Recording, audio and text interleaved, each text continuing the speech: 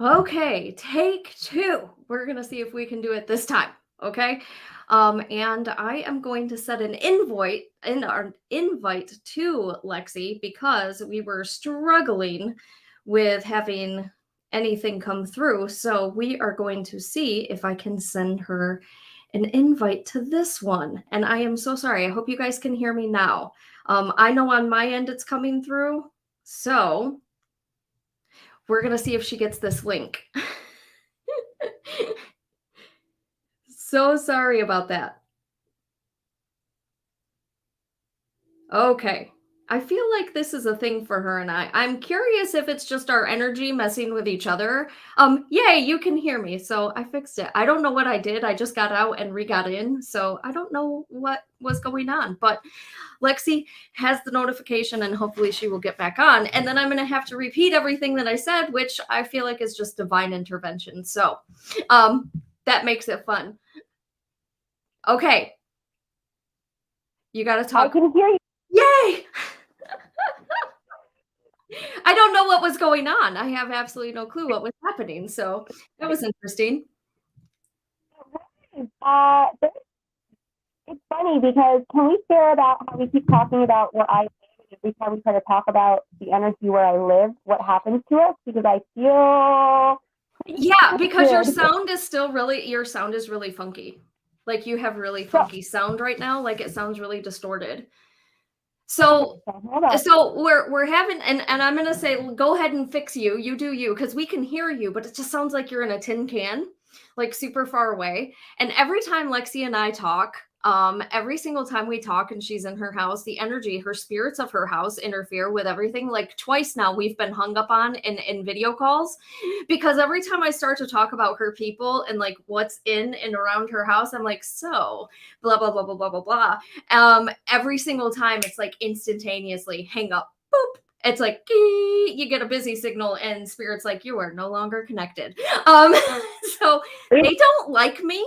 I'm just gathering. I'll put that out there. Alexi can talk about that, but I don't think your people like me in that house.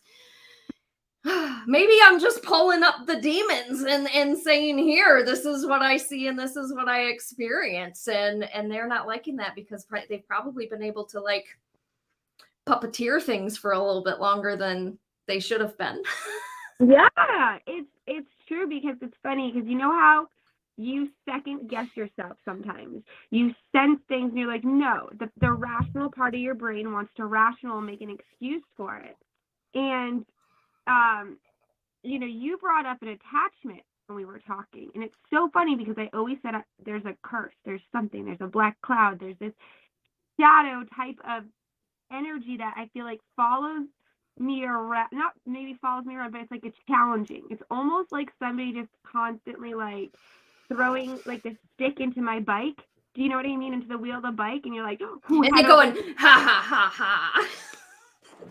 As they watch you go over the hand of As waters. they Yeah. watch me spin out of control and like, play in the wreckage of their game, or get caught up in their game kind of.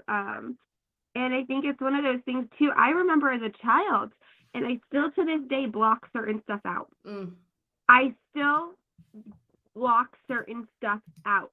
So I feel like it's a test of time to break down those walls and face why am I afraid to, why do I need to block it out? What is my fear? Why, and it really stems back from still not feeling confident enough to share what I see, feel, and receive.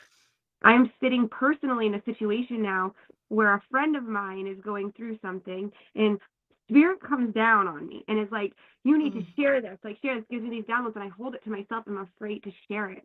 And they keep coming in clear, same exact download every time. And it's one of those things where spirit's like, no, reach out. They need you right now. And I still am so afraid of, I don't want money for this. I don't want anything like that. All I want is to just be able to share what is coming through and hopefully a different perspective and some love, because it comes with like lots of love. It comes with this like, this supportive message of, hey, let's help you better understand the situation that you are currently in. And because it's, a situation of parents and a child, going through, some struggles, and it's, the way that Spirit shows me, and I want to share it here because I would love kind of your validation on this too, because I'm still in that phase where I want validation. Am I receiving this right? But it is a child who is, adopted now. But I feel like there was probably something that happened in the first 18 months. When I say first 18 months, I mean the first 9 months in utero and the first 9 months out of utero. So there's that first 18 months, the mother went through some trauma. I feel like while in utero, while in that stage, and that it gets stored. And here's the lesson of it all, is that our body keeps the score. So our body starts keeping score before we're even aware of what it's keeping score of and what's really happening. A lot of us don't remember what happened to our mothers, or aren't aware of the full spectrum of what they went through, felt while they were pregnant with us. And things are already beginning to get stored at that time. And I believe that this issue that is happening with their child is arising right now because the child is finally in a safe enough place to release these stored traumas and dramas that they're unaware of, that they're holding. And that's why they're struggling to pinpoint why is this happening and how to handle it, because this is this child's primal instinct body finally feeling safe enough to release some serious trauma and drama that accumulated, in the beginning. Am I, I'm going to say this because I always try to say this with people and friends. Yeah. I try really hard. Sometimes spirit is just like, and then I just say things, but like, this is sensitive on two different wavelengths. It's sensitive in your life, but it's also sensitive in their life. So I don't want to put my nose in where it doesn't belong, because spirit's like, you watch your words, girl. Not everybody needs to hear our information. It's for you sometimes. Right. So I've just been holding it.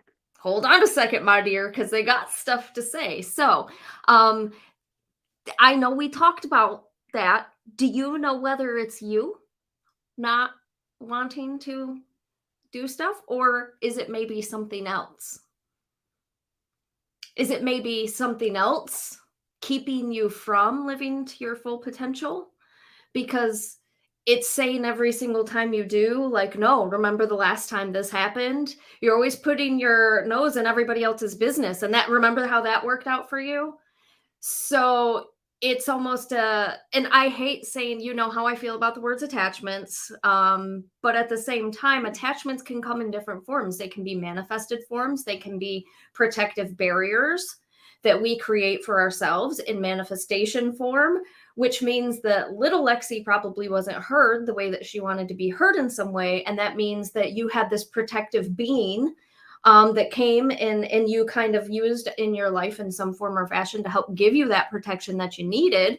And so now every time you go to open your mouth, that little thing comes out of nowhere and says, hey, now hold on a second. Remember what happens when you do this? Because then everybody starts looking at you, because if you wouldn't have opened your mouth, this wouldn't be a problem, which essentially is just you re-abusing yourself, because it's re-explaining to yourself that you don't have the right to have input in your own life. Okay. And so when it comes to spirit, I've had to, holy crap, have I had to. We talk about ADHD all the time and how I believe that it's not like a diagnosis of ugliness. I believe that it's actually something that should be utilized as gifts. If I didn't have that, I wouldn't be able to channel. But at the same time, it can wreak havoc, because all of those things that shape us through our life and our life experience, almost essentially in some form or fashion, help us or hinder us in our abilities to see and receive spirit. Okay. And so my brain likes to wreak havoc in my life and tell me how I'm a screw up in every way, shape, and form, because that's the ingrained process in Crystal's head. And they're making me feel almost like that's you too. And so you have this little piece of your brainstem that's still holding on to past experience going, no, don't let go. And you're here going, but I want to fly. And so you're really freaking out right now internally, because you have, like, the angel, the demon sitting on your shoulder. And then you have this other version of yourself that's just looking at the two going, can we please just get our shit together, guys? And so they're making me feel like that's kind of what's happening right now for you specifically. When it comes to the other person involved, I feel like there's a medical component to this, because they're making me feel like it's medically speaking how things are starting to resurface in their structure and in their mind. And I think you're right. I think you're accurate. And I don't necessarily know that they were told the full spectrum of story regarding the situation fully with this family system. And I don't necessarily know that it was anything super harmful or hurtful, but the way that they were presenting it to me was my son. And oh Lord, was it volatile with his father when he was pregnant, or when he was pregnant. He was never pregnant. I was, when I was pregnant. And it was really, it was a really traumatic system that I knew had affected Corey. And that always really made me sad as a mom, because I wanted to keep him protected from that fighting and that abuse and that crazy constant roller coaster ride. But I couldn't, because I was in an abusive situation, and for some stupid reason Crystal didn't leave, blah blah blah, long story, out the door. Anyway, afterwards Corey, within a couple years, started receiving really bad autoimmune symptoms. He had liver kidney failure, he had stomach issues, he would become very lethargic and vomit. He was in and out of the hospital. He had his tonsils out, or tonsils and adenoids out. He ended up having to have a couple different other surgeries. And this lasted for a really long period of time. He almost died a couple different times. And this was all because I believe he was a truly empathic kid that was able to pick up on all of those mismanaged, abusive, toxic energies and essentially put them onto himself. And so they started appearing in physical manifestations, and they also started appearing in more medical experiences. But for years, they couldn't diagnose him at all, at all. And I was like, I believe it's spirit. And even before I opened up to spirit, I knew that this was a spiritual thing, and I knew he was just a sensitive kid, and energetically he was picking up on the energy, and it was manifesting. And they're making me feel like that's it. They're making me feel like that's it. There's a lot, but there's also in this, and they're doing this, which means like they're really giving love in this situation. They're not talking smack. They want everybody to know that. So if anybody ever re-listens to this, they're like, we're not talking smack. Lots of love. I feel like there's a lot of unspoken truths in the household now. And because that kid is so open and so able to connect and so able to receive, they probably know all these unspoken truths that are taking place in other situations, other scenarios. And they're just trying to keep them protected, because that's what parents want to do. We want to keep our kids protected. We want to let them know they're loved. We don't want them to have anything on their shoulders. But boy, when we have open kids, that don't work because those kids require honesty. And so they're just making me feel like he's kind of an energetic kid. He was put into this space because he was supposed to be their child. He is supposed to help them learn and grow and relearn how to connect with each other and re-love themselves and each other in a different way, and really break free from some of the traumas and dramas that they're going through separately right now, because there are some big mountains happening inside of their life. But they're really making me feel like they're strong, capable, amazing human beings that can handle anything that comes to them. And so they're really making me feel like by reaching out and sharing that and asking if you are free to share first, I believe the door will be opened, because they're making me feel like it will, wink, wink. But also at the same time, you're going to feel like I wish people understood what being a medium was like. Because if I don't channel, I am a mountain. I am a volcano ready to erupt, because the energies all around me just kick in. Times where the channel comes in and you realize, you kind of get that acknowledgement that it's for you and not to just share. But when it comes in with a push that you need to share this, the intensity that spirit will come in to let you know. And I love it, because to me, that's the validation.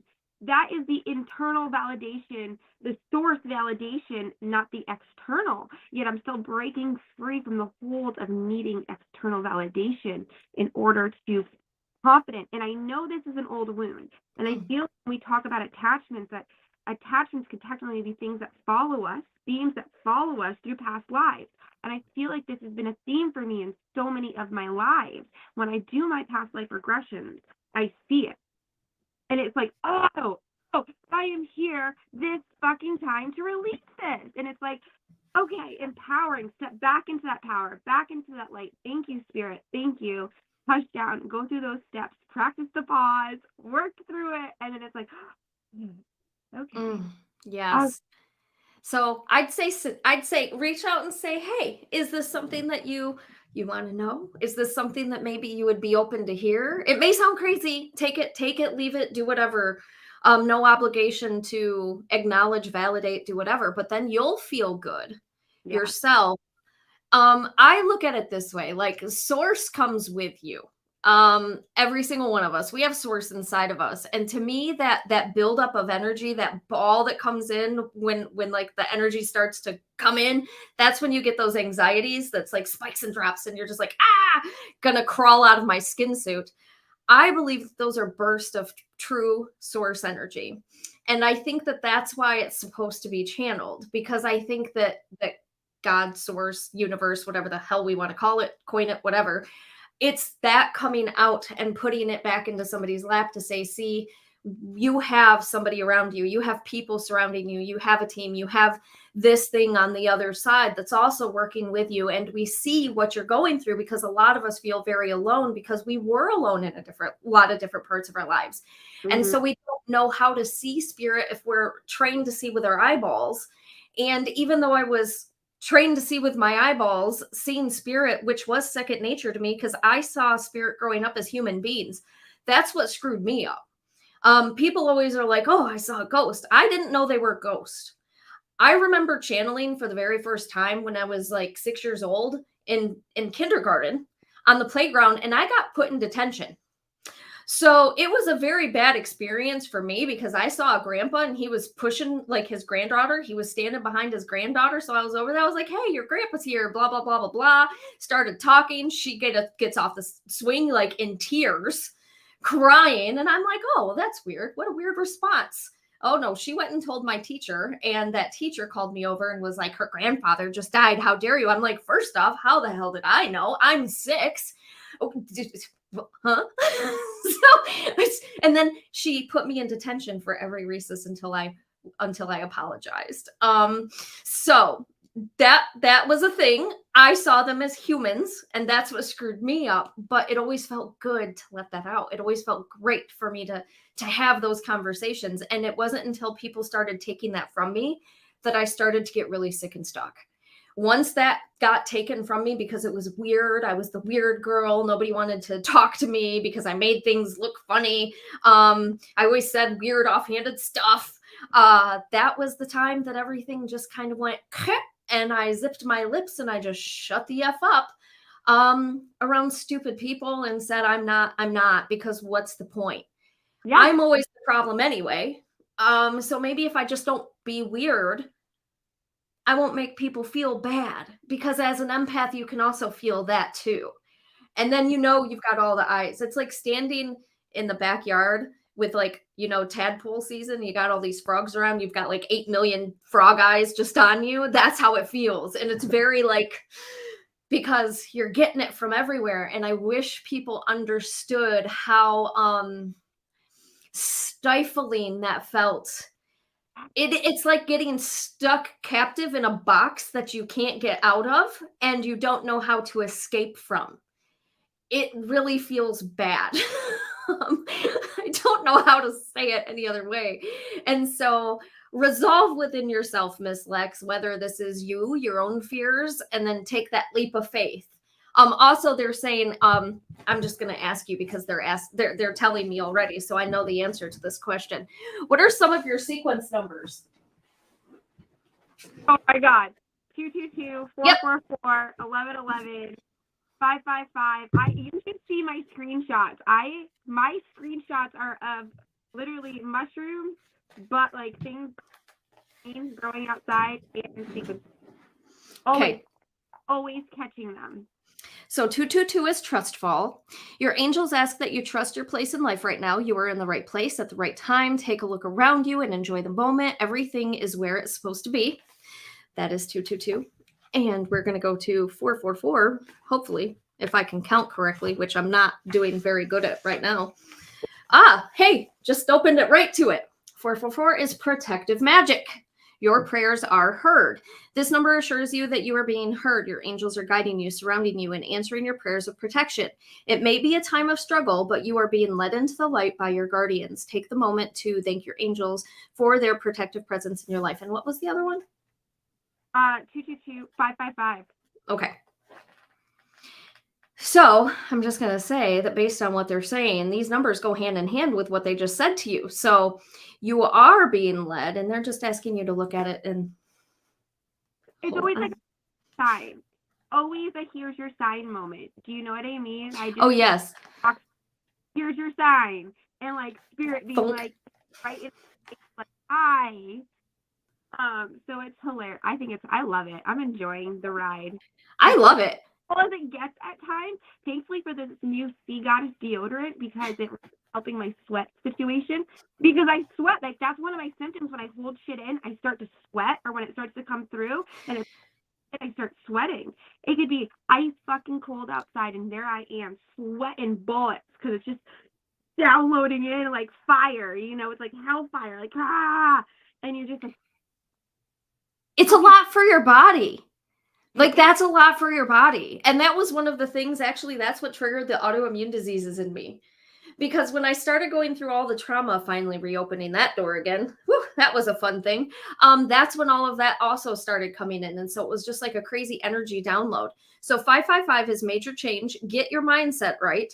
Change can be seen as a negative thing, but with the right mindset and the right alignment to your goals, it's actually your angel's way of readjusting your life to fit your desires. Life will look different when you get what you want. So, yeah, it kind of all goes hand in hand with open your mouth, my dear, because they're leading you through that. so funny because I've been trying to heal my throat, like my tonsils, this issue with my tonsils for so long, and Spirit's always like, when you learn to step into your voice, you're gonna heal it. It's healing that throat chakra. Do that work. Stop being afraid. Find your voice. And so it's like there's times where I can feel it literally clearing out, and it's like. I had to go back to this one because Danielle was like, you can always tell me anything you may receive. I just wanted you to know not to ever feel afraid with me. So that is Danielle. And oh my God, Lex, I have been called to sit down with my mom and get her whole story. That's going to be interesting, probably. I don't know. Sometimes it's good to go and hold space for our loved ones to just finally release. Yes. It's something we cannot walk into unprepared and Yeah. unshielded. Like that's going to take prep. So be careful. Make sure you prep for that. Do lots of prep work. Ask Spirit for some guidance and help there. And maybe even have like an out, like a way out in case it gets to the point where it gets Like a word, like a trigger word. It's like, so I think that that's pretty courageous and brave. I personally, it's one of those things, man, tap dance upon that a little bit. I'm somebody that goes about that in two different ways because I have two different, obviously we all have two different family systems. I have one side of my family that is open and has told me a lot of stuff. And then I have the other side of my family that's like, won't talk about nada. No communication at all. And even if I were to ask it, it wouldn't come out. There's no way because I've already kind of done my best trying to make sure that I like did the olive branch and was like, hey, I just want you to know that through my own healing, I understand this and I understand this. And essentially like, hey, let's mend things. And it's always hit with a brick wall. So you have to kind of be prepared for anything and what that brings up in the family system, but also make sure that the only thing I would always tell everybody is make sure you do it with as much love as possible. And the reason I say that is because stories and experiences aren't easy for anybody to rehash. And the generations before us never were able to feel. I talked about this. It's really funny because like before we got on and nobody could hear us. It wasn't just you. It was me too, Lex. Nobody could hear us at all. So I was talking about how I just answered a question on TikTok about somebody who's going through their ascension and they were questioning whether or not they had attachments that could also be dredged up with their healing. And I was like, oh, goes hand in hand already with the organic conversation that you laid on the table today. So it must be something that's kind of in everybody's life right now.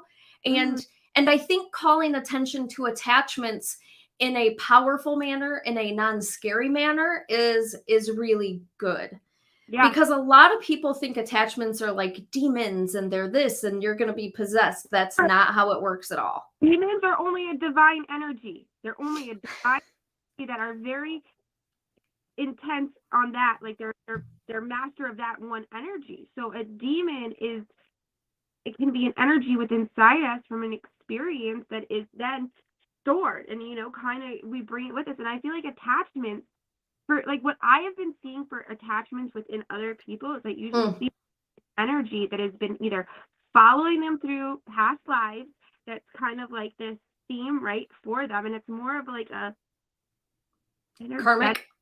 Yeah, and the way that I see it in an aura is almost interesting. Show you how you see well, okay, for the way I see auras, as I see these light, actually my painting is downstairs. I've been trying to paint people's auras because some people's auras are gorgeous. I just try and convey the color and what it looks like, because it's amazing. But you can see these attachments sometimes, and it looks like almost like a little thread running through. Do you know what I mean? And sometimes you see it in attached to one of the layers. And when you learn about the layers of your aura, how they go with the chakras and the systems within your body, I feel like you can use that as a tool to help pinpoint sometimes, like what it is, where's the root cause, where's this coming from and stemming from, because it's like a puzzle. I swear it's all a puzzle.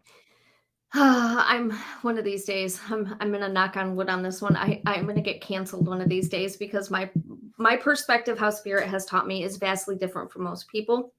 But it's difficult for us to understand that because once again, these are perceived experiences that we've been taught through our parents' understanding, our grandparents' understanding, and everybody else's understanding. So it's very difficult to take your brain out a little bit and allow a different thought process to pop in. So I can hear that and I understand that. But what spirit has taught me is that every single thing, if you have an attachment in any sort of way, which there can be 3 different types of attachments. There can be manifested. Actually, thank you. They said, well, no, you can add 4, because if you want to talk about karmic attachments, that's if you believe in that. I don't believe in karmic attachments. For myself, that's just, I feel like you can cut all ties with that and be done, because that's your past life. That's not this life. And I ain't carrying that. I got enough to deal with here. I'm not going to worry about something that happened 6 centuries ago. So what if I was Anne Boleyn? I ain't going to hold a grudge against him in this life because of that. It is what it is. So I believe that you can cut those ties with what that is, essentially. Once you realize that that might be something you're carrying in, like witch wounds, people talk about a lot. I know you know your witch wounds. And so there's a lot that goes into and a lot that plays into that. And then on top of that, we already talked about, I think you had mentioned, or somebody had mentioned in one of our previous talks about like the DNA systems and the 7 generations back. So we also have that nonsense that we also are carrying in those thought processes, patterns, DNA. So could be the karmic, could be self-perceived and or manifested. Also could be parasitic in nature, which I have seen as interdimensional. They don't belong here. They don't belong anywhere. They just pop in and out based on who, what, when, where, and how they're doing things and what their purpose is. And some good parasitic conversations are black-eyed children, the men in blacks, shadow people. So these are all really good parasitic conversations because they're parasites. They're entities, okay? They have never walked on earth in human fashion, but they're not demons. They don't belong here. They have no thought process. They have one way of doing things in life, and that's just what they do. And then you also have what I call spiritual attachments, which are just Klingons to me. And if you are open to energy, anybody can have a Klingon. So they can be family members that you have that are like, I have unfinished business. Or maybe you have an old biddy that was a grandmother and she just liked to control everybody a lot. And she's like, well, this one right here, she's really in tune. And so I can kind of manipulate that energy a little bit. And it's not out of ill will. And I think that that's something that people misinterpret. They think that attachments automatically mean ill will. And in spirit's eyes, that's not necessarily the case, because sometimes spirit just doesn't know how to cross over and they're looking for help. Sometimes they repeat cycles and repeat patterns because they don't know how not to. And sometimes they can inflict us with their own addiction senses, their own anger, their own abusive structures. And that's what that means. And so to get rid of them, you essentially just have to cut cords and cross them over to the other side. But then there's a lot of self-work and realization of what you did to open that door. And possession is not even a part of that. So that's like, it's so different in how people see that. People think that as soon as spirit walks in or something attaches to you, automatically that's possession. It's not. Attachments happen for years and years and years, and you would have to really let something really negative, really, really bad in. But 9 times out of 10, those are people's own perspective demons coming to the surface based on the pain, the trauma, the experience, the hate, the frustration that they have inside of themselves. And that's what manifests forward. And then essentially they're the monster that they've created. Yeah. So, and I've been looking at like a parasite, a spiritual parasite, as like, okay, so parasites are in our body and they use us to feed themselves. Yeah. And that's what I feel like the spiritual parasites are using your energy. They're feeding off your energy. So another term could be energy vampire, because something stuck pulling from you to feed themselves and their purpose and the way that I've been shown it when you talk about like the interdimensional, like the different entities, is that it helps them fuel through the different like energy systems, the different layers. So the most connected forms that I've seen them through are your root chakra. Because if they attach to your root, that means you can't grow, because the energy has to be able to move up and through and keep that movement. If you don't have that, then you're not going to be able to ground yourself specifically, and you're not going to be able to protect your energy. And so if they get that grounding element of you, which is your safety and security, if you don't feel safe and secure ever, why is that? Have we resolved that? So they'll attach to that, and they'll feed off from your lack of safety and security and keep reminding you of the process of what took that away from you. They also really like to attach to the heart, because the heart allows you to receive spirit. The heart allows you to receive empathy, receive love. And if they can make you feel like you are unworthy of love, then they win. Because then you can't see the light outside of yourself, and you're not going to be able to receive it at all. And so you're never going to get the answers that you want, and you're always going to feel like a failure in a lot of different ways. And that's what that looks like. And the third way that I've seen is through your third eye, but they don't come in this way. They come in this way and they attach here, and they intertwine themselves into the actual like neuropathic ways in where that, I think it's your cerebellum. They attach in that sense right before it connects to the different little systems that go into your actual spine. And that's because it takes away your ability to see outside of yourself. And so you're more ridden with ego and your own perspective. You blame people for everything that's happened in your life. You take no accountability for anything at all. And you make everybody else the problem, and you are just a victim in all forms and fashions. Yeah. Those are the 3 different ways that I have seen specifically spirit really like to attach, or parasites really like to attach and feed off from those things, because those are all very powerful energies. And your cerebellum is directly connected to the function of your pineal gland, which is your direct connection with spirit source into it's your third eye. And so, and when you talked about them going in through the head, right, into the back, have you heard about the lump that you can get? Mm-mm. Okay, so I think no. Remember, Crystal only sees through spirit's eyes and spirit's eyes alone. She is completely unattached to human at all. So there's a lump that you can get on the back of your neck, right? And it can actually cause like this hunch. And what it ends up doing is it ends up throwing your spinal, right, alignment off. And that area, those first vertebrae are very important. A lot of nerves come from it.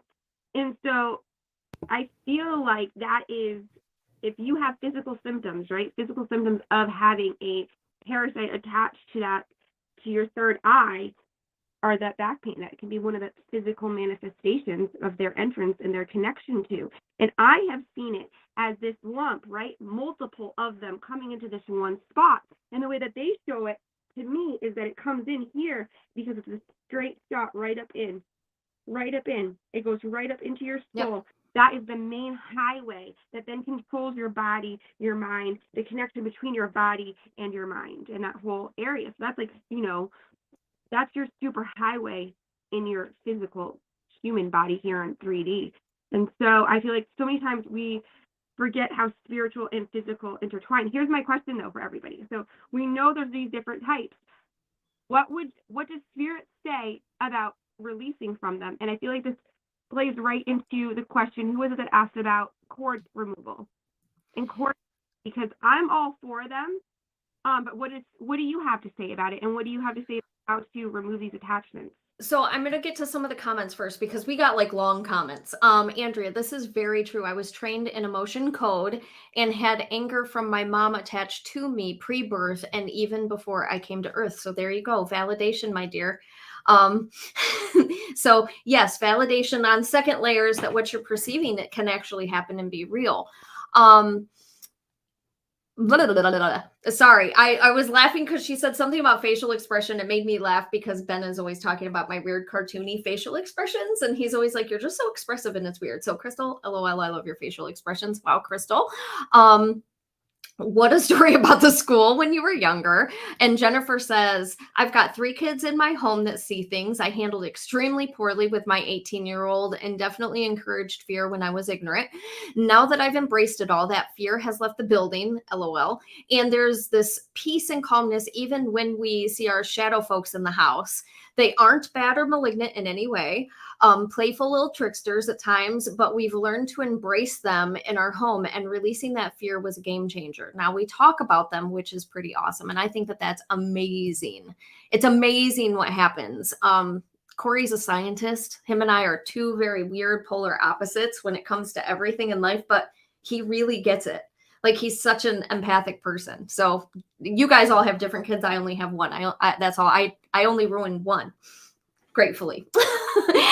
So I don't think you've ruined your kids. I pick. I'm like, he's just a houseplant. That was my perception. He's my houseplant and I need to keep him alive until he's 18. And then it's his job to water himself. That's how I looked at it. And then Alicia says, I'm not sure if it's menopause or some kind of download I'm receiving. And I'm going to tell you, I feel like you are getting some sort of download on top of some of the other symptoms, but I wouldn't necessarily, I'm not a doctor. See a doctor, please. Once again, I'm going to give my PSA here. I can't diagnose or treat people. But at the same time, I feel like what you're receiving is a little bit tenfold because they're making me feel like you have a lot of stuff dredging up, which means that it's causing you to have to relive, relearn, recenter a lot of things. And so they're making me feel like you guys have that. Danielle, I'm getting down here. Oh, somebody else said that they were driving and they didn't get a chance to say, hey, can't hear you. And then Helen said, wow, we do not realize how powerful we are. We are extremely powerful once we embrace things.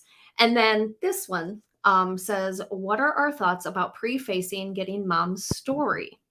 You are not obligated to share anything that you think could be harmful or severely triggering to yourself or me, and let her know the intention to want to know better and understand where she came from and how her experiences were before I ever came along and shaped the whole story of where she is today. And I think that that's beautiful. And I feel like your mom is a little stubborn and spicy because they're doing this to me, and that's my stubborn spicy.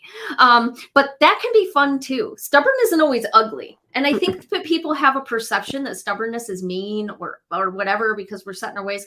Stubbornness really can just be our lives have been shaped. Our lives, we may not have had all of our we may not have always had control over what's happened in our life and how we lived our life, and that control was taken from us. And I think sometimes our stubbornness is sticking to ourselves in what we want for ourselves and not allowing somebody else to pull us off from that, because we are sometimes very capable, especially empaths. And I think your mom's very empathic. Don't know your mom, but they're making me feel like she's a really beautiful person. She probably keeps her circle very small because she's probably got trust issues. I would say that's probably, and I understand based on what they're showing to me, but I'm also going to say that I think that you and her are blossoming because they're giving me a lotus flower, sorry. And they're making me feel like you two are blossoming into a new friendship with each other because you're really starting to understand how alike you are in a lot of different ways. And so if you meet her with the love that maybe she was never really met or received with in a different way through her perspective and her perspective only, instead of trying to force her into seeing through your perspective in that moment and just let her speak, I think you'll be received very well. They're actually making me feel like you're a pretty good mediator. That's an empathic quality, by the way. That's an empath thing. Sophia, that spot behind your head where I picture fear chords, I think of the Matrix and try and remember to disconnect that spot. I think I've only seen the Matrix once. I hate that movie. And it's so stupid that I would hate that movie. But I just don't like the movie because I feel like it's like Aliens. Do we not know? Or don't we know that this is how life is? Like, don't we know, guys?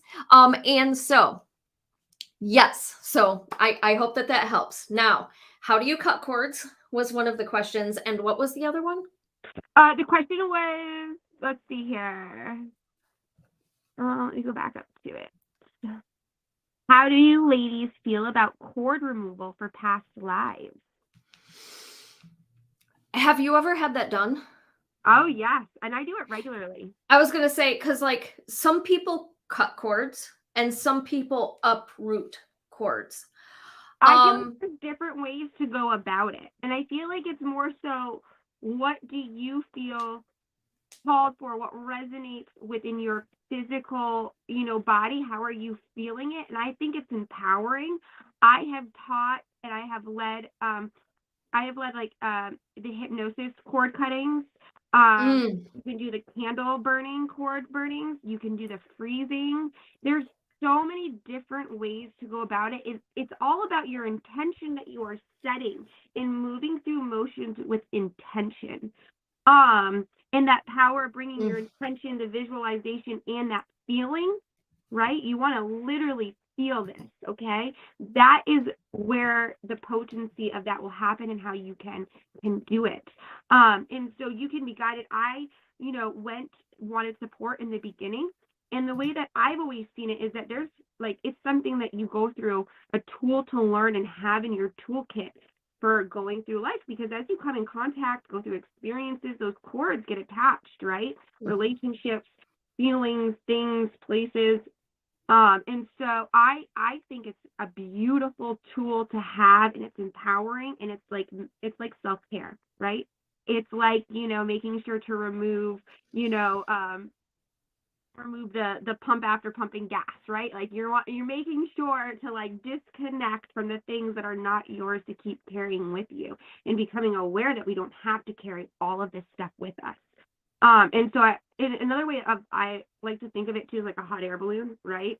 Like, you know what I mean? You cut the weight to keep rising. So it's in that form, the ascension, the up leveling, the frequency rising as you cut those.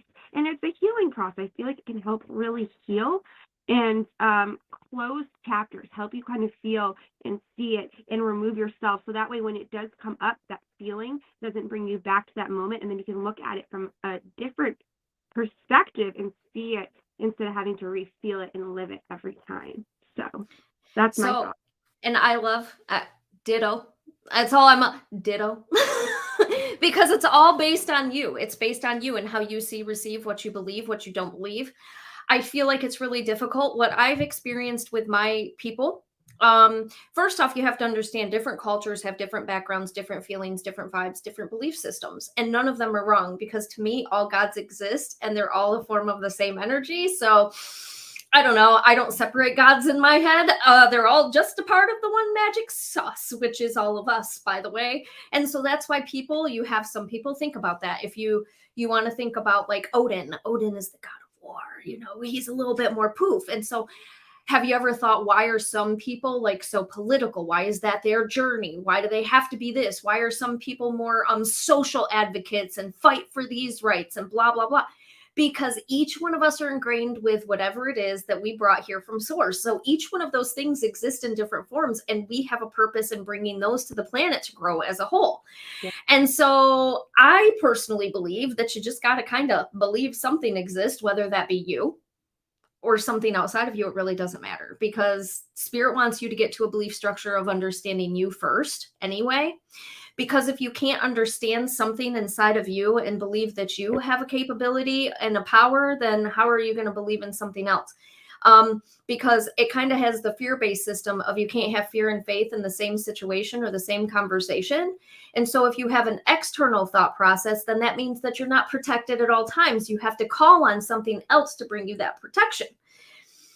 So then that means I'm not always protected. That means I don't carry it wherever I go. And so you have to have something. And so I'm just saying that it all kind of is existence in the same form or fashion. When it comes to cutting cords, I don't think it really matters how you do it, what you do. I think it's just kind of like spaghetti, taking it out of the pan, throwing it at a wall, and waiting to find what works for you in this moment, because every layer of traumatic experience is going to look, feel, experience, smell, taste different to you.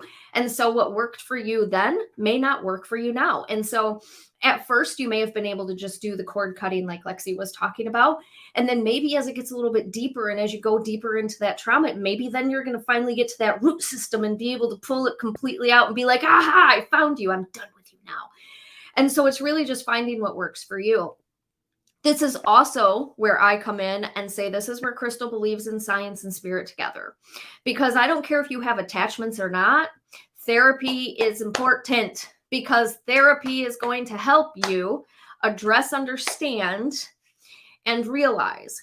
I have a belief system, and I always tell people, find a therapist that will not blame everybody else in your life and tell you not to take responsibility or accountability. You'll find the one that's going to challenge you a little bit, and find the one that's going to say, you know what do you think maybe you did to lead to this situation? Or what do you think you need to change about your life? Why do you just keep getting into crappy relationships with people that are abusive? There's something there inside of you that keeps putting you into those situations. You can't like wash your hands of it and be like, I'm just a good person that always finds myself in these crappy situations. No. You gotta be responsible, and you have to look at yourself in the mirror and go, now, Crystal, let's have a freaking face-to-face here for a moment, girl, because this is shit. We don't want to repeat again. Cycles, crap, don't want this, not fun. So what am I doing to cause this? What is it in me that doesn't love myself enough to have something different outside of myself? And so whether it be attachment, whether it be mental illness, whether it be whatever, you have to find a way to, one, believe in yourself. You have to find a way to reignite the love. You have to find a way to find your safety and security. You have to find a way to believe that you can in every way, shape, and form. And whether it be all spiritual or all science or a little bit of both meshed in with each other, you do you. But find something to help you get back on the train of thought, to help you get outside of what the mentality has been that you've been raised by, surrounded by, or think, because that's kind of what got you into the mess to begin with. So that's kind of how I view attachments. And I always tell people, like, therapy really goes hand in hand. It really goes hand in hand, because you have to change the thoughts and you have to feel loved, and that love has to come from you. Nobody else can validate that for you. Therapy can also be, not that I hate the word therapy, I hate how society has making it seem like it's an issue. So I have been trying to replace it with integration. Because as soon as people hear, oh, a psychotherapist, a doctor, they immediately think it's something wrong with me, it's a weakness, I'm going to get fixed, when we should be consistently integrating. We should be having consistent therapeutic integration spaces held for ourselves, held continually along the way. They should be regular. It shouldn't only be when something is challenging you. It should be on a regular basis. And that's one of my biggest things I preach, is that space to just connect. And that's why sometimes with therapy, it's like the word and the connection, I'm like, it's limiting, when it should be that space for mind, body, soul, for all of that work to be come together and meld and just kind of marinate in life. So I laugh. I'm not laughing at you. I agree with you 100%, but I laugh because I'm going to put Ben on blast here a little bit. I love my husband so much. If you are listening, plug your ears, husband. Spirit has taught me how to therapy myself. And this is actually one of the things that my therapist always like has to remind me, that I'm an anomaly. She's like, Crystal, just because you can doesn't mean everybody else will. Because the inner reflection with Crystal is I can always see through somebody else's perspective how I did something in a situation, because that empathy that I have automatically connects me through remote viewing to a human being and says, oh, yeah, I can see through your eyes exactly how that would have looked to you. And I am sorry that that's how that made you feel, or I'm sorry that those were the words that you heard come out of my mouth. Now let me do it this way, or let me do this way, or let me just take responsibility for it. I've always been able to do that. Okay. Now, the issue with that is I wasn't raised to be that girl. This is where the shitstorm of crazy comes in.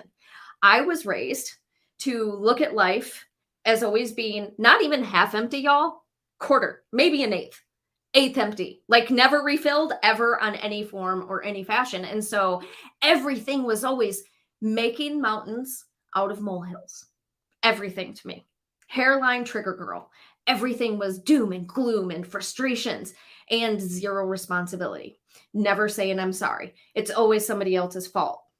Every single time, until Crystal had her own spiritual awakening in her 20s and was like, oh my God, everything is my fault. And then that caused me to go inside of myself and become a puddle of crazy. And here we are today. And so it's a difficult system, I think, for us to acknowledge and understand, but also be able to kind of go back and see where that kind of stemmed from and where that took place. And finding a therapist is really just finding a counselor, a therapist, psychotherapist, whatever it is. And also, It's what works. if For you. You gotta exactly, because you're the one that does the job when you're not in the office. It's dating. It is. Listen, this is a person that you need to be making sure is the right fit to add to your village, to your team, to your four-pair circle. That village that a child needs, that it takes to raise a child, needs to grow with us, and we still need to have that village as an adult. All the way through. We should always have that team, that village. And every time I go to, for my kids and myself, I'm thinking, is this person fit in with my, my circle, my village? Is this somebody I want a part of my village, a part of my team? Do I feel heard? Do I feel seen? Do I feel listened? Do I feel a connection? And I am now so quick to walk out and be like, does not fit right, does not feel right. Yep. Going elsewhere. I used to be afraid and feel like, oh, I had no choice, no power, and this is all the cards I was dealt. So the same thing that you were just saying about like that victim mentality that I can't find more. Yes, it takes work to find it, but it's worth it. And that's if you It's don't. such a stepping system. So where I was going with Ben with this is that I essentially was taught growing up that there was a lot put on my shoulders. Okay. And once again, there's no blame in this. Love my parents to pieces. I believe that they had their own stuff that they were dealing with, but family systems, adults, a lot of people made adult situations my problem. And essentially when they made moves in their life that didn't necessarily fit for me, I didn't have a say. I didn't have a voice. I didn't have anything. So a lot of things just sat on top of my shoulders. So as an adult, it kind of made it easy for me to inner reflect and understand where my fault is, because I always felt like everything was my fucking fault, because that's essentially how I was molded in my life, or how I perceived what was happening around me as my molding ability. Once again, I don't blame people because they were just doing life. They were just doing life, okay? But how my kid brain perceived that in a lot of different ways was finger pointing and saying I was always the problem in all these situations and nobody else taking responsibility for them. That was what that looked like. And so actually, part of my trigger, part of spirit, part of all those things in that beautiful CPTSD, has taught me inner reflection, understanding, and taught me properly how to take responsibility for my words, my actions, my experiences, without taking responsibility for everything. Ben is opposite. Him and I, two polar opposites when it comes to how we were raised. And so him taking responsibility, not so easy, because he was taught that he could do no wrong. He's golden boy, okay? He is super Ben. He never could make any problems or waves in life. And so for him, he's trying to finally start diving into, maybe I am the cause of these issues. Maybe I am the cause of some of these problems. Meanwhile, I'm walking around the house with a cast iron a spiritual, I'll say this, spiritual cast iron pan, because I do not beat my husband. But every now and then he'll say something, I'll be like, thunk, should have had a V8, bro, because this is your sign. And this is what you have to take responsibility for. And thankfully, him and I have the same therapist. So he meets with her, I meet with her, and then we meet together. So we're able to talk about all the inner reflections and understandings and all of those levels. And it's helping us kind of come to terms not only with ourselves, our own traumas and dramas, but it's also helping us really work on ourselves and our own root systems in what that looks like. So to me, once again, it all goes hand in hand, and it's just based on what feels right to you. And you might need the therapist that's going to rub your back and tell you everything's going to be okay at first, because maybe you didn't get that. And maybe that's going to build your safety and security. And then you're going to level up, and then you're going to be like, I feel like I need something different because I want something different now. And then you're going to find somebody else. But make sure they're safe for you. Everything Lexi said is accurate. And it's just like trying to be adults that are really just children. We're all really just kids. I think we're all just giant toddlers throwing temper tantrums most of the time because nobody understands us. Yeah. Yeah. So there was a question, is cord cutting similar to releasing contracts from past lives? Oh, I'm going to go back up to that one.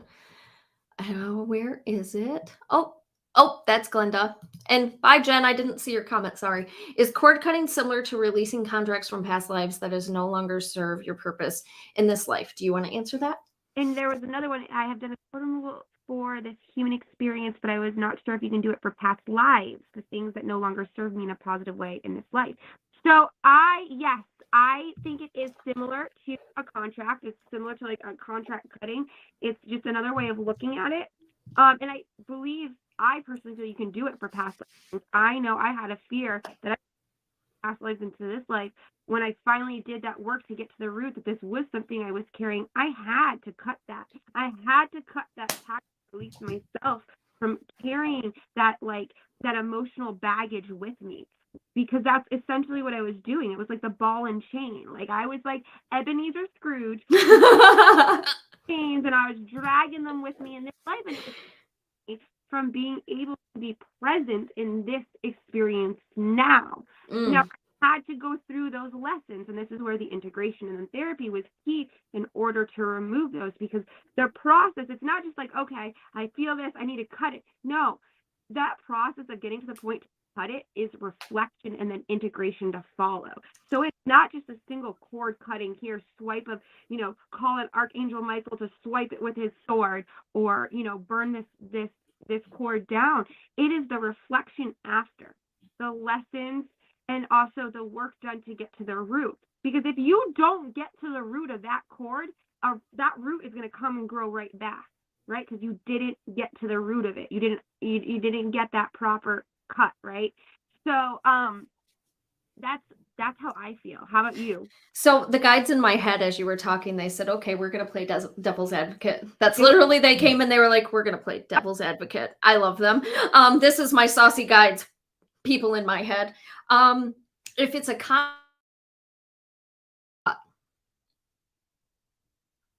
no, it can't. They're saying if it's a contract, it can't be cut, because it's something that you're supposed to do.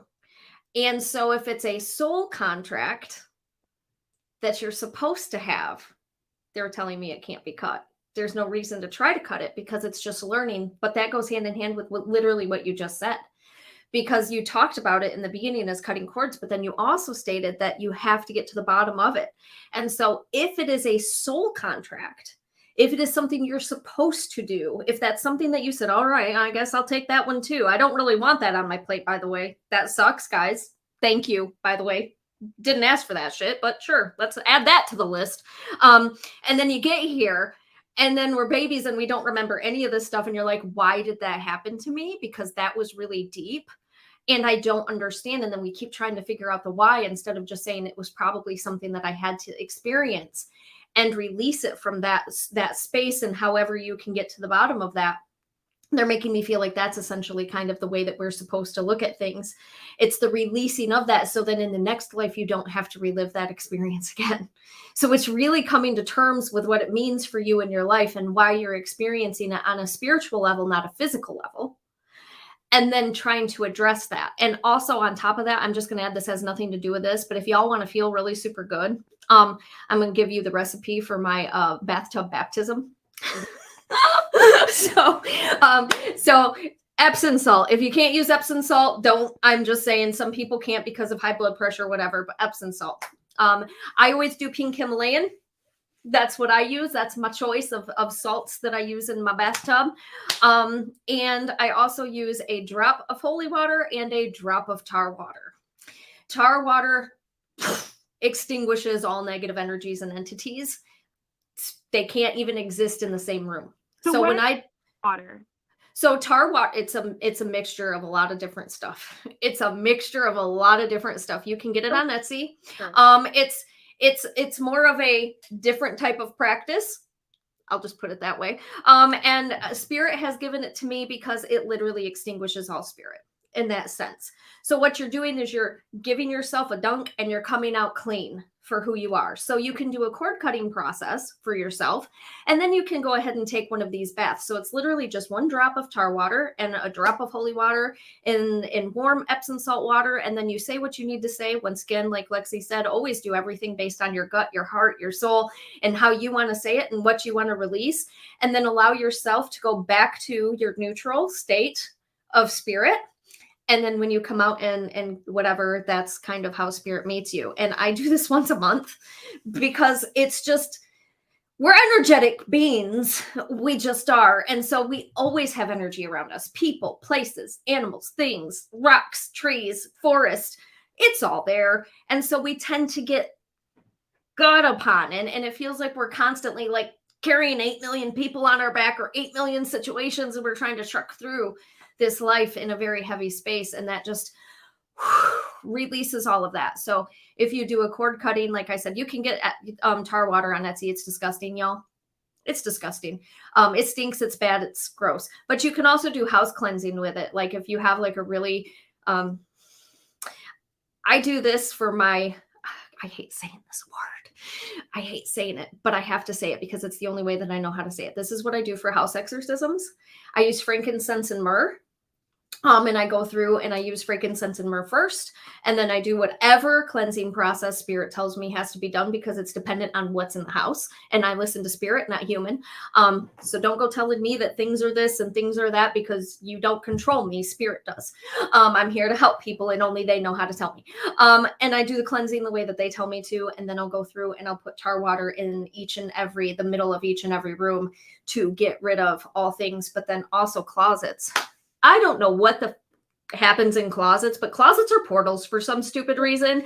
I don't know why closets tend to carry so much portal energy, but that's essentially where I always see things open up. And so I'll close those things back off, get them gone, and then push things back out of the hole and shutter down and not let things back in. So yeah, that's has nothing to do with what our topic of conversation was, but I thought it was fun to add. It's perfect. I know you don't like using the word exorcism, but I'm fitting in this sense that it's exercise to rid the space of a certain energy, entity, whatever.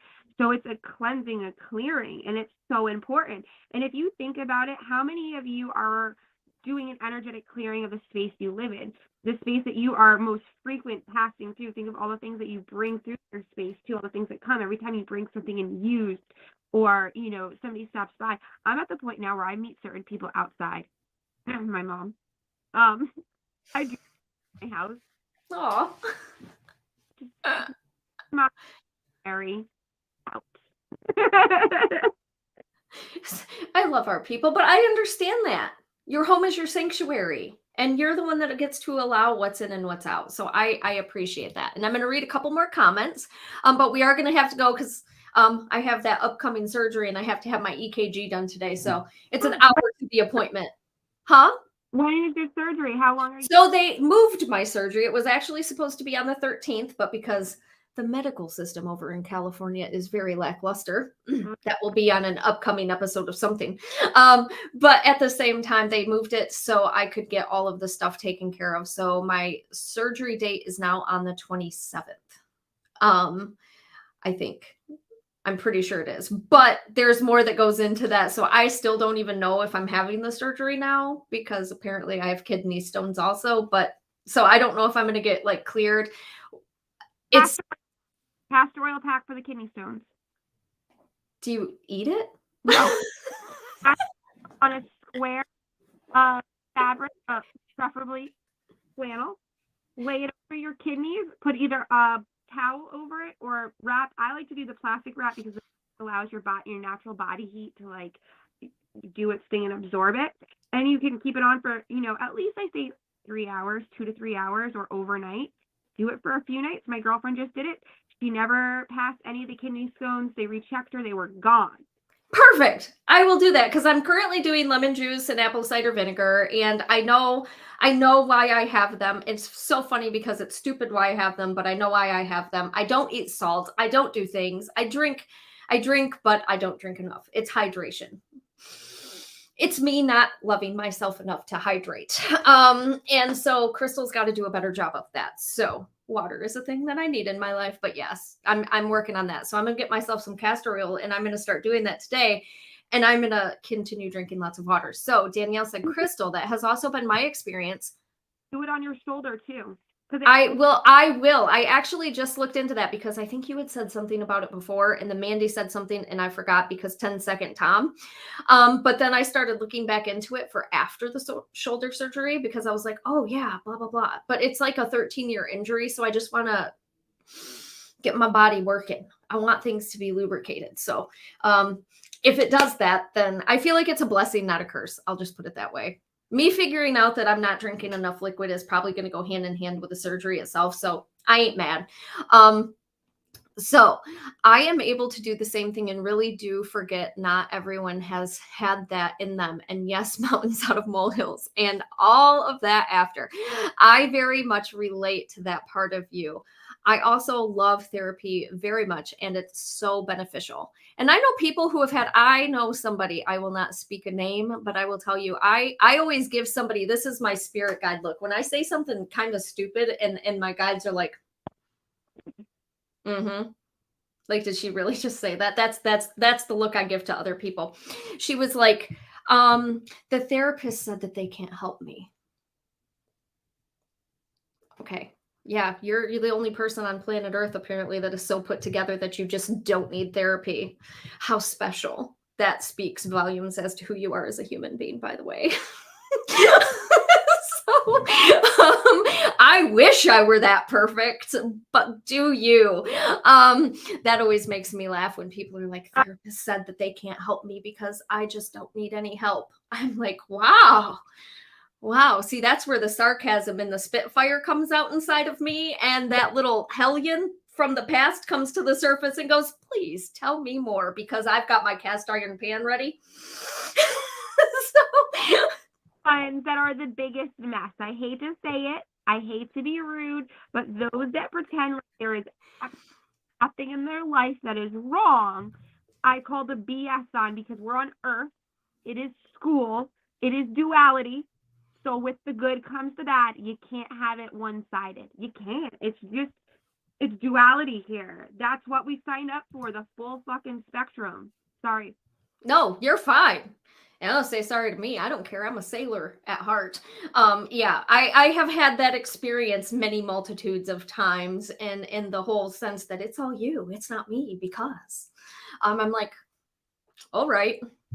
Tell that to my therapist that says, damn, Crystal, you've been through a lot. And holy crap, your thought process is awesome.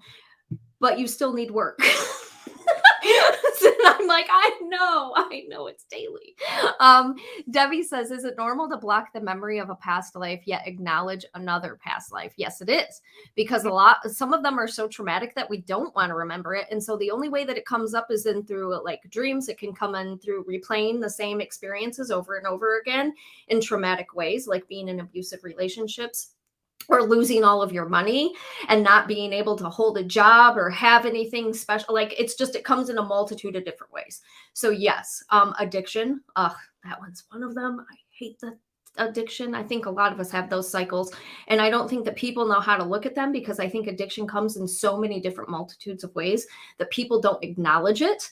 And so there's so many different ways. And yes, the more traumatic, the harder it is to recognize, because it takes a lot more out of us and it's a little bit more painful. And so when we start to recognize those patterns a little bit and we question them a little, that's when that starts to help. Tar water sounds like the indigo water that I use. It might be. I'm not sure.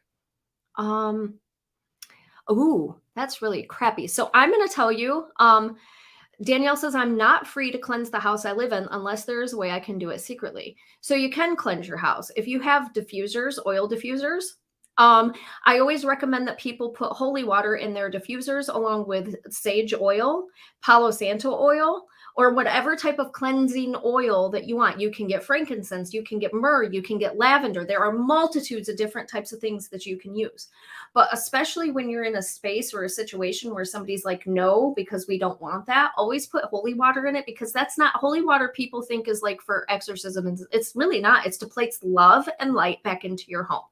And so when you get these bottles of oils and stuff, what I do is I set intentions in my oils. So each and every oil knows what its job is, and it's infused with the energy of God, source, light, energy, protection, all of those things. So every time I use it, I don't really have to say much, but that's the way that I cleanse my house in some rooms, because it's also harder. We rent and they don't want us to cleanse the house. They're afraid we're going to burn crap down. And so I only cleanse my space once a week, but then throughout the week, I use oil diffusers. And that works so well for us. And also it makes your house smell amazing. So Lex, do you have any other ways? Yes, I do. So another way that's great to do it is sounds. Like tinctures are what I do like in my house on a regular basis. I bring them with me and I do them in spaces that I can't like burn or anything. So you can even find like the sounds on YouTube. There is like space cleansing, home cleansing, like frequency to play too, which is fantastic. But I'm just going to give you a little.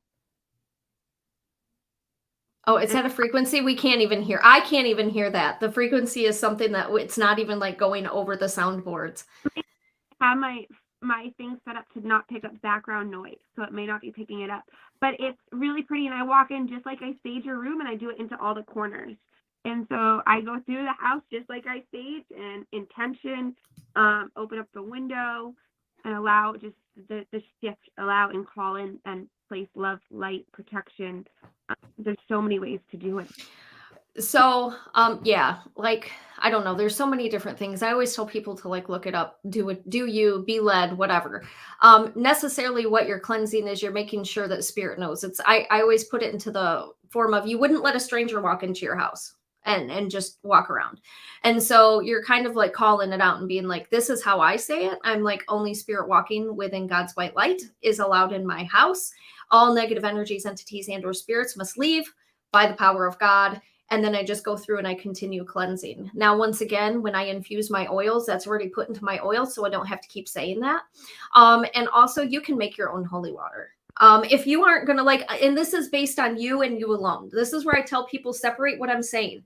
You know your power, you know your truth, you know your belief structure, you know your system. Okay. I use actual holy water that has been blessed by a priest. Why do I do that? I do that because I'm not just working with myself. I'm also working with other people, other intentions, other backgrounds, other thought processes and cultures. Okay. You have to meet spirit what their cultural existence is. So you have to understand that it doesn't matter what the hell you're dealing with. Light will always break through because God will always protect you. It doesn't matter with what. That's literally what the protection is. So call on God, it'll get gone. But you also have to make sure that you're meeting spirit correctly in the right household. So I do have actually blessed holy water, but Alicia, you are such a beautiful earth woman, and you are also such a beautiful, I feel, I might be wrong, but I'm going to say culturally like indigenous, Native American spirity type person who has that system inside of herself. And they're making me feel like you can actually create your own holy water. And all you have to do is get spring water or something like that, movement water. You just have to get movement water. Make sure you don't take it from anywhere stagnant. And then you can infuse it with light yourself based on what you want to put your intent to. You can also, like, Sophia says, you can leave it out in the moon and you can cleanse it with the moon. So just make sure that you're infusing it, cleansing it, and letting it do its work. And that also can be holy water for you if you don't want to go into other people's houses and deal with weird stuff. So when I meet things that think they're demons, I have to have holy water. That's essentially what I'm getting at.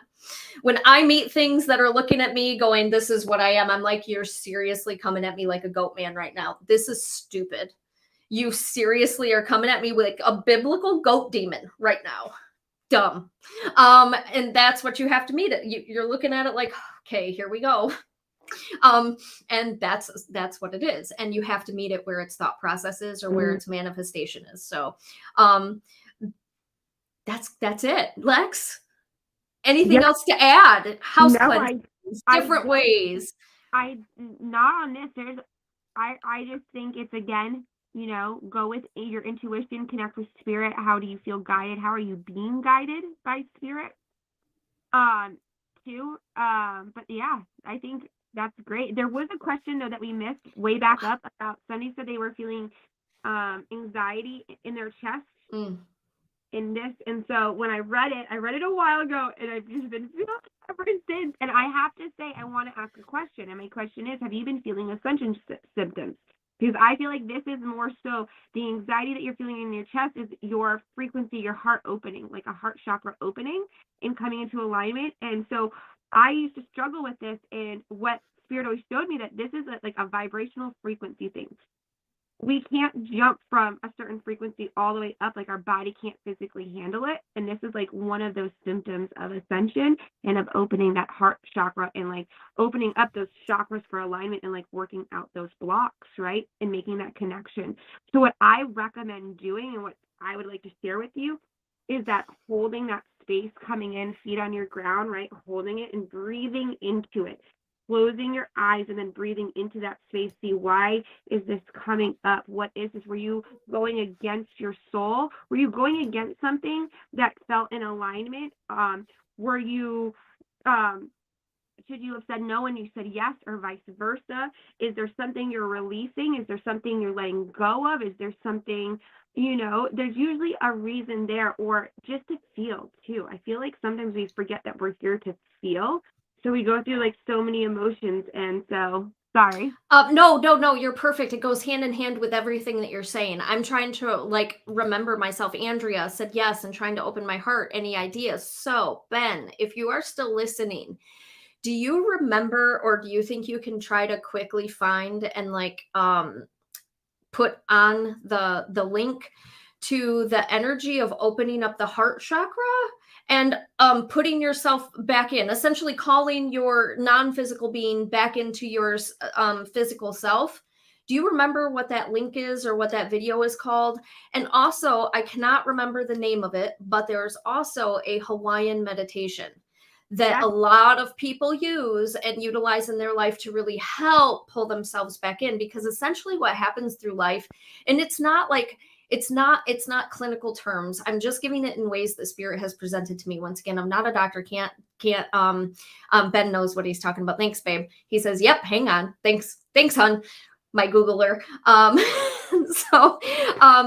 So essentially what happens is that through time with life, if we're not connected with people who are connected, like if there's a lot of traumas, dramas, and craziness that happens in our life. And once again, it's not our parents' fault that all these things happen. I don't blame parents for what their experiences are.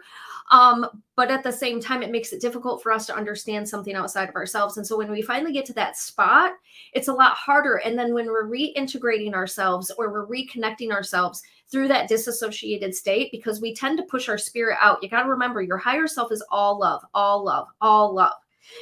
Here, what we see on earth with our eyes is not all love, all love, all love. Our eyeballs cause us to want to throat punch a lot of people, just like Jenny McCartney in Identity Theft, okay? Like we want to walk up to people and be like, because that's not love, what they're giving to us. And so what happens is it's easier for us to look at that and say, that happened to me, and I don't like that, and I don't like that person, instead of looking at it through their eyes and being like, I understand why they're doing it.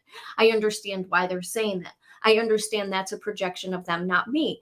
I'm not going to take offense to that. Blah, blah, blah. There's all these things that come in with those thought processes. And so it's easy to push that out, because this thing's always saying no love, unconditional, let's see, perspective, understanding, growth, all those good feel vibes. But if that's not what our experience is, then it makes it easy for us to disassociate that heart-centered self that is source back into ourself, and that causes anxiety. The anxiety comes when you're trying to reconnect those two things, because it's like two depolarized magnets pushing away from each other. And so it's like your whole ingrained system is fighting what that means, because you also have the thought processes of traumas that you've seen and received before, which makes it difficult for you to just look at things and say, it is what it is, drop it, let it go. It is what it is, drop it, let it go. And so that's why you would be receiving that pressure, that anxiety, that like whatever. But then there's also the thought process of when we receive, it's all through our solar plexus. And so spirit energy, spirit information all comes through that solar plexus, and then it rises to our chakra up in our heart, and then it goes into our throat. And so it's all anxious energy, and it feels very heavy and tight. And so the more you ascend and the higher you get in your levels of understanding with spirit and reconnection, the more that's going to come through in an anxious, heavy, almost crazy way, specifically in the gut system. I always say that's when you feel like you're going to vomit. That's when you feel like you're going to poop yourself. And that's when you feel like you're going to have an anxiety attack in the middle of the store just by standing in the grocery line because you don't understand. So that's when all of those things start to happen around us. And once again, not a doctor, not a nurse, can't diagnose or anything. So if you're having any heart issues, chest pains, please get that checked out. They say, go get it checked out, because you're going to go get checked out and you're going to get cleared. They're going to be like, there's nothing wrong with you. That's what I had to do. I had Same. to go get cleared because I thought I was dying. And they're like, there's nothing wrong with you. You got great. You're so healthy, blah, blah, blah. And I'm like, oh, so this is all spiritual. And guess what? Go to your good old, you can heal your body, Louise Hay, anxiety. Not trusting the flow and the process of life. Yep. Affirmation to practice, and I do this. I have these on note cards. This is one of the ones I say when I hold, is I love and approve of myself, and I trust the process of life. I am safe. Brain wants to control. Heart says, let it go. It's all going to happen in divine time. And so those two things don't like each other. No, they fight each other. It's a kind of a battle, an inner battle. But So you were talking about the Hawaiian, right? The Hawaiian practice. And I just got done with spirit medicine, healing in the sacred realms. And okay, just listen, hear me out. Often it is not always perceived physical sensations associated with the augmentation of our personal power. So we don't always associate the physical feelings of our personal power. So as you are working on opening your heart chakra in that space, these new symptoms come in. Our old wiring triggers us to believe it's anxiety. Guess what? Anxiety symptoms are the same exact symptoms as excitement. So ask yourself, am I in fear or am I excited about something? So it's that coming in too, and like remembering that, like these are the same symptoms as excitement, anxiety and excitement, elevated blood pressure, palpitations, sweating, that rush, that hit of, so we forget that our personal power, right, we're going to feel it physically in the body. So as we become power filled, we intentionally raise the energy to the level of our heart, because this is where connection with the energy of compassion takes place. This is where we make contact with the transpersonal force that the kahunas call aloha. What is that book called? It is Spirit Medicine, Healing in the Sacred Realms. There you go, guys. There you go. And I would just like to say, this is why we call the show Paranormal, because people need to remember and understand that you're part spirit. So anything that happens outside of us in the paranormal realm or world is normal, because we're normal. What we're seeing, what we're receiving, and what we're experiencing, whether it's normal to somebody else, is our normal. And so in order to get to the bottom of it, we have to do a deep dive. And sometimes that looks really scary and it's painful and it brings up all those things that she's talking about. But at the end of the day, man, if you want to connect over here, you have to connect here.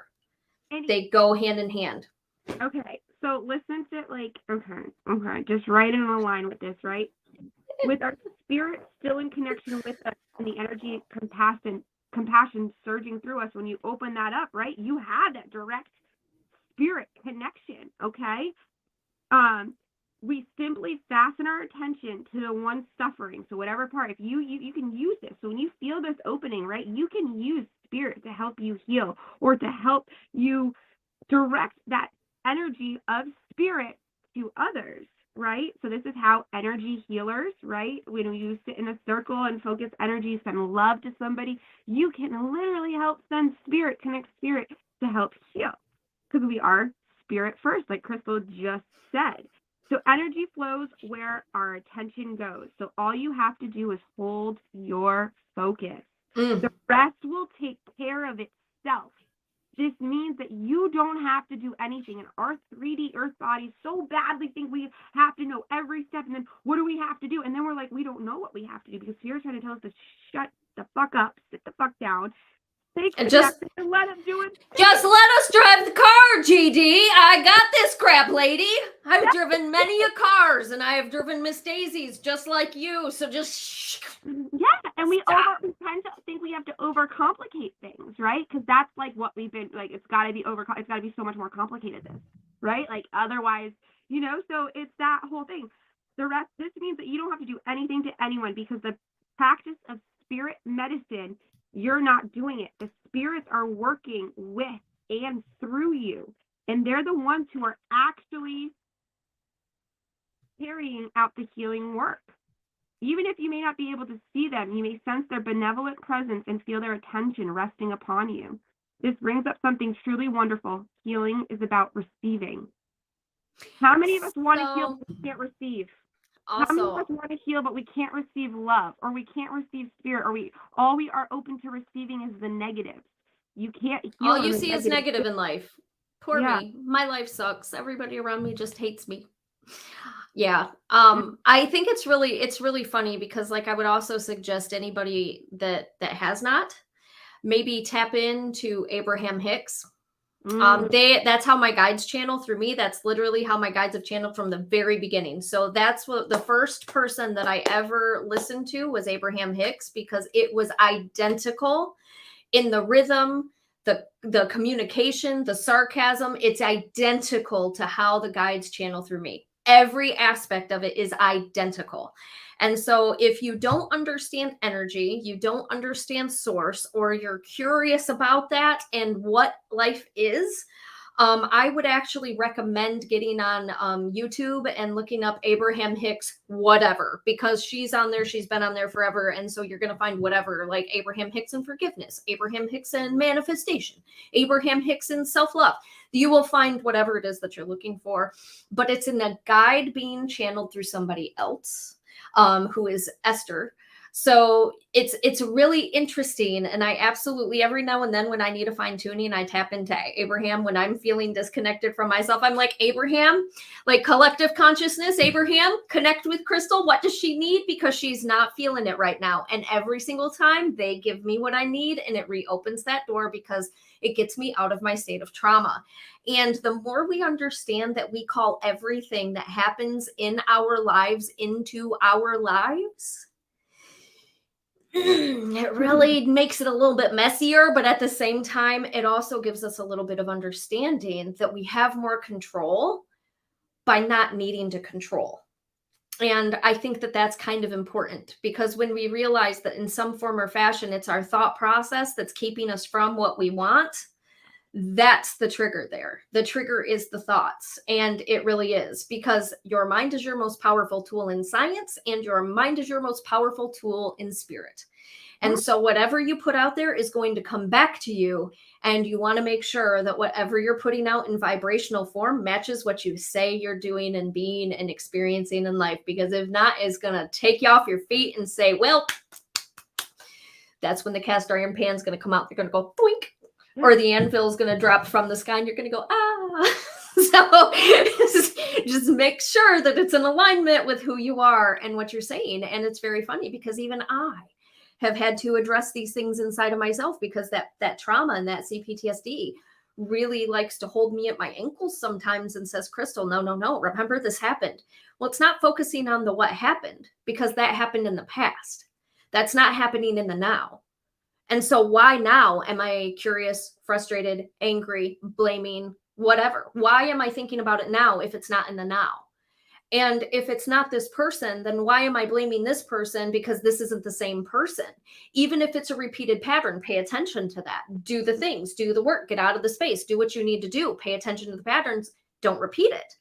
But it's acknowledging that it's a pattern in your life, and it's a way for you to look at that pattern and say, what did I do to call this into my life? What did I create or ask for this? What did I say I wanted this experience? Because nobody and what they throw at you has anything to do with you. It's all a projection of themselves. Everything they say, everything they do is a projection of how they feel in their life about them. And it is being put onto you because you're the mirror image that's calling them to see that inside of themselves. And the more we get to behind that and start to understand that, it kind of gives us a space to be like, sweet, take me to my next effing journey because I'm cool. I'm good. Got a demon on the side of the window? Sweet. Hey, boy, you have nothing to do with me. I'm just going to keep on going. It doesn't matter. So I would really recommend, one, looking into the book. Yes, I will make sure that Lexi shares a link with me to the book so we can share it in the description because you guys are asking for that. And also, if you want to and you haven't, look up Abraham Hicks and understand you'll probably be triggered and confused. So I do have to go though, guys. I have to go because it takes an hour for me to get there, and traffic in California is fun. It's great. It's fun. Good luck. So I'll be fine. It's just an EKG. That's all it is. It's just an EKG. And I already know my heart's good because I've had to see a cardiologist in the past because Spirit says, I'm going to do this to your heart. Your heart is going to go on a madhouse, crazy, insane run today. And we're going to figure out why it's 210 beats per minute for an hour while you're channeling. Nothing's wrong though. So this is where I thank you because you are the one that helped me realize that. You are the one that helped me accept that because of you sharing your personal stories with that. I felt like I was going crazy. I was scared. I felt like I was going to die. I thought something was wrong with me. It was keeping me stuck in fear and not getting to embrace it. So your seed that you planted, sharing your experience, helped me, actually evolve out and was a seed planted and just sweet in my life. So, I appreciate that. See, I'm actually at a space in my life where I can say thank you instead of that wasn't me, it was Spirit. It was Spirit. But at the same time, I'm still grateful that I was the person that was like able to channel that for you because it makes me happy. Also, if you have heart issues or problems, see a doctor. Once again, do not want that coming down upon us because neither Lexi or I telling you it's all Spirit. No, that's not the case. Make sure you get yourself checked out. Take care of yourself. Make sure you're drinking water because if not, you're gonna get kidney stones. And Lexi, my beautiful dear, how do people get a hold of you? Yes, I'm over at Sea Goddess Healing Art. You can book a session with me. I have a special code for 15% off, Lexi15. We're also going to be doing, we're week 2 in on our Shadow Twerk class, so you can still get in on our Shadow Twerk series, and it's Shadow Twerk through the retrograde. So it is an integration space to come together and feel empowered during retrograde. We have so many good things over at Sea Goddess Healing Art, so come check us out over there. And every other Sunday. Every other Sunday this coming Sunday, we have at 3 p.m. Eastern Standard Time, Goddesses in Recovery, a sacred space for people in recovery, supporting recovery, wanting to help bring awareness and change to recovery, just a sacred space to show up, lay it on the altar, hold space for one another, and create a tidal wave of positive change. Also, remember, this is not live.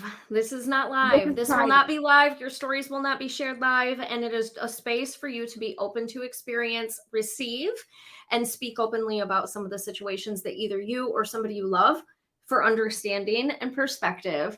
And I Yes. think it's magical. And I love Lexi for creating this because, man, does she Thank have a you. story? And hopefully sometimes she shares it with us I'm because I hoping think she's so important to do I so. think I'm coming on to your new idea, right? To come share. Yay! I'm so Yes. excited. I feel like that is the right space to do it in because I've been wanting to, but I've been also scared and hesitant. And so that's part of me opening up this, not being afraid to tell my story and my truth. So I feel held and safe to do it with you. And also, you can come catch us Thursday night live. We do Thursday night tarot at Sea Goddess Healing Arts. And they have all of this. The description is, or in the description is the link to Sea Goddess. And if you go to their thing, it will actually show you all of the events that they have coming up because they have a ton of them. They like have stuff that they're doing all the time throughout the week with different people.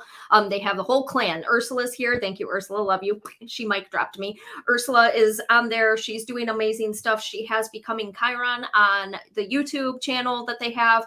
There's so much amazing information that they have. And Ursula loves to deep dive and share information with you guys on an astrology level with what's happening in an energetic level in your life, not only right now, but also planetary shifts, changes, and nonsensical stuff that we always like to know. Moons, what is this moon creating for me? And Ursula says, I got you, honey. Let me do this for you. And with the retrograde stuff, she puts it in such a beautiful way that we can all receive it and understand it. And also, I am going to do a plug for Ursula because she did awesome things for me. And it was really funny. I was just thinking about her reading yesterday because she was like, oh, in August, you're going to see like this blah, blah, blah, blah, blah. And I'm like, August? Why August? Just dawned on me because of the shoulder surgery. So it's going to take me a minute. And then this thing that I'm doing that you just talked about, I hope is the door to get me out of some of the things that I used to do that just aren't comfortable for my soul no more. So I actually, Ursula, I don't want to say that it's all coming to fruition, my dear, but I'm going to say, I think that's what you were talking about. And I don't think it was Spirit Speaks because this new thing came to me in a dream. And you had asked me if it was spiritually guided. And I said, well, yeah, I thought Spirit Speaks was, but I wasn't like, I don't know. No, this came to me in a dream one night and I was up this last week. Remember, Lexi, the last time, and I told you I couldn't sleep the night before because it just kept piling in and piling in. This is what that is. So I think that's what you were talking about, Ursula. Thank you so much, by the way. So please, Sea Goddesses, if you want to know anything about your astrology, reach out to Miss Ursula because she's amazing in depth and she will 100% give it to you. And I have to add to this because I feel like everybody needs a reading with Ursula. That reading is so valuable. I go back to mine. You get a recording of it. You get your charts. I go back to it nonstop. I've listened to it a million times. I utilize it. It's the baseline. I'm like, why did I not get this sooner? I've done, an astrology. Like I look at my signs, but the way she dives in and how her gifts come in, channeling through it. I mean, it's one of those things where it's life changing. It's really funny. Like I don't go back to mine. Spirit once again takes out that cast iron crystal. Remember? It's literally like they drop these pieces of information in me, and then I see Ursula's face pop in, and I'm like, Mary and Joseph, I forgot. I created a t-shirt that I want to put her logo on it that says, let me check with my astrologer first. She is beautiful. I hate to do the plugs because people think that I'm like trying to get you to buy stuff. I swear to you, I'm not. If it's not in alignment with you, it's not in alignment with you. Make sure that you do it when it's alignment with you. But she literally gave me my whole life in a nutshell. Like every single thing that she talked, she down to, and I'll have to, Ursula, I want to have you sometime on this show to talk about this.